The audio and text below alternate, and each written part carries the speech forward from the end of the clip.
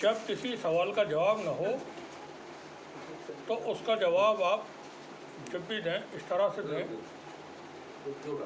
कि सामने वाले को आप बेइज्जत करने की कोशिश करें, शर्मिंदा करने की कोशिश करें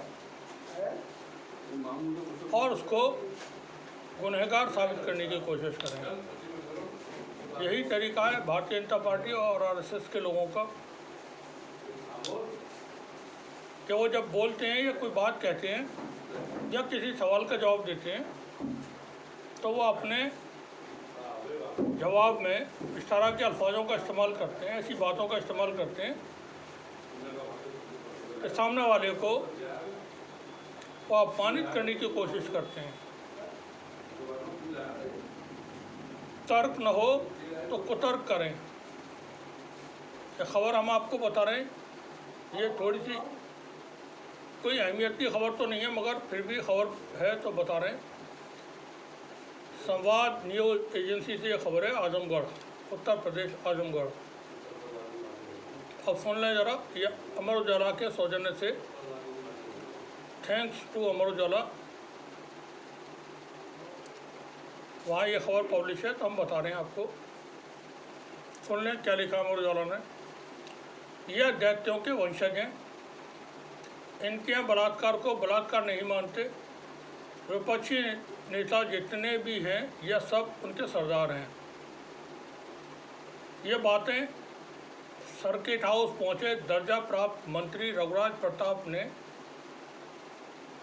कन्नौज और अयोध्या में हुई बलात्कार की घटनाओं में समाजवादी पार्टी नेताओं का नाम सामने आने पर कही है। रघुराज प्रताप सिंह ने कहा कि 4200 साल पहले यहूदी पंथ आया, 3200 साल पहले जैन पंथ आया, 2800 साल पहले बुद्धिस्ट पंथ शुरू हुआ, 2200 साल पहले क्रिश्चियन और 1450 साल पहले इस्लाम और 353 साल पहले खालसा पंथ आया। शब्दों पर ध्यान दें जो अमर उजाला ने लिखा है।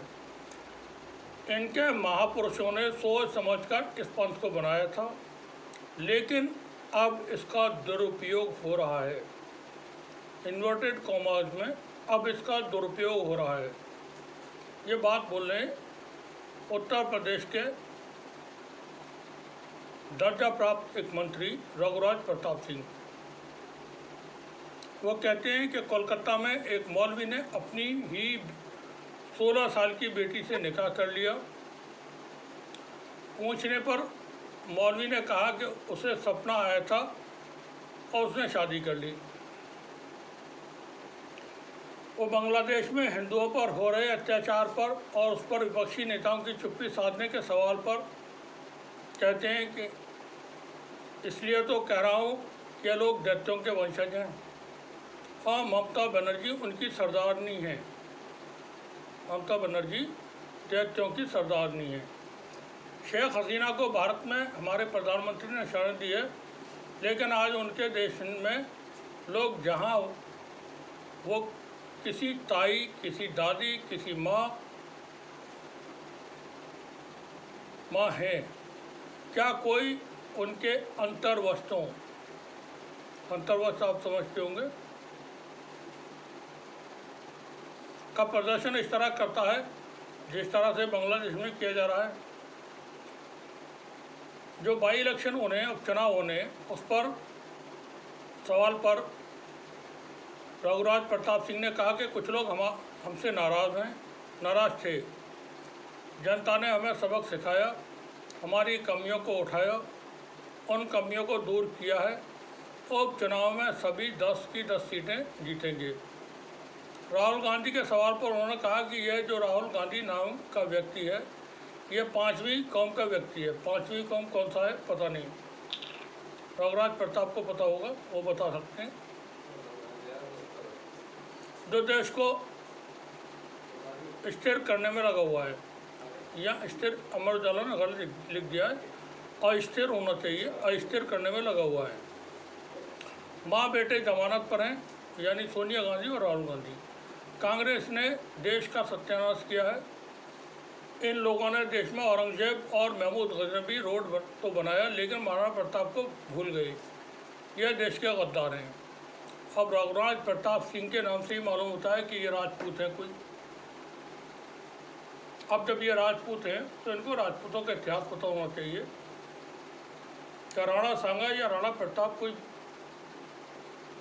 राजा नहीं थे, कोई बहुत बड़े रियासत के कोई राजा नहीं थे वो। राणा प्रताप के जितने भी युद्ध हुए, खैर वो अलग बात है, छोड़ें, हम इतिहास में नहीं जाना चाहते हैं। क्योंकि राणा प्रताप हमारा वंशज है, हमारा भी वंशज है, मतलब हमारे भी एंसेस्टर हैं, हम उनके वंशज हैं। सॉरी फॉर गलत बोलने पर, हम उनके वंशजों में से हैं। भारत में बहुत बड़ी तादाद में लोग कन्वर्टेड हैं। राजपूत, रांगड़, गुजर बड़ी तादाद में हैं जो कन्वर्ट हुए, मुसलमान हुए, हम भी उनमें से शामिल हैं। रघुराज प्रताप सिंह ने क्या कहा वो हम आपको सुनवाते हैं थोड़ा। आजमगढ़ विभागीय बैठक और हमारी जितने भी विभाग कार्यदायी संस्था हैं उन सब की एक मीटिंग सेस के संबंधित लेने के लिए आया हूँ। हमारी तरफ से लेबर के लिए पूरी, और भगवान न करे वो मृत्यु को प्यारे हो जाते हैं तो 5 लाख देते हैं। तो हमारे इनके यहाँ बलात्कार नहीं मानते ये लोग, और दैत्यों के वंशजों के ये विपक्षी नेता जितने भी हैं ये सब उनके सरदार हैं। इसलिए मैं आपको बताना चाहता हूँ 4200 साल पहले यहूदी पंथ बना, 3200 साल पहले जैन पंथ बना, 2800 साल पहले बुद्धिस्ट पंथ बना, और 2200 साल पहले क्रिश्चियन पंथ बना, 1450 साल पहले इस्लाम की स्थापना हुई, 353 साल पहले खालसा पंथ की। ये सारे जो पंथ बने हैं सब अपने आप को इनके महान पुरुषों ने बड़ा सोच समझ के बनाया था, परंतु आज उसका सबका दुरुपयोग हो रहा है। जैसे भी कलकत्ता में, आप तो ये बलात्कार की बात कर रहे हैं, कलकत्ता में एक मौलवी ने 4 महीने पहले अपनी सगी बेटी 16 साल की बेटी के साथ निकाह किया है। 4 महीने पहले, आप लोगों ने छापा है वो तो टीवी। इनको पता होना चाहिए ब्रह्मा ने किससे विवाह किया था। रघुराज प्रताप को ये जानकारी होना चाहिए ब्रह्मा ने किससे शादी की थी, किससे विवाह रचाया था। में भी दिखाया था उसने कि हमको, ब्रह्मा आप जानते हैं ना ब्रह्मा कौन है? इस सृष्टि के रचयिता। और रात को सपना आया और हमने अपनी बेटी के साथ निकाह किया है। तो इसलिए जो मौलवी ने अगर कोई निकाह किया, मेरी जानकारी में नहीं है किस मौलवी ने अपनी बेटी के साथ निकाह किया। जिसने भी किया वो वाजिबुल कत्ल है।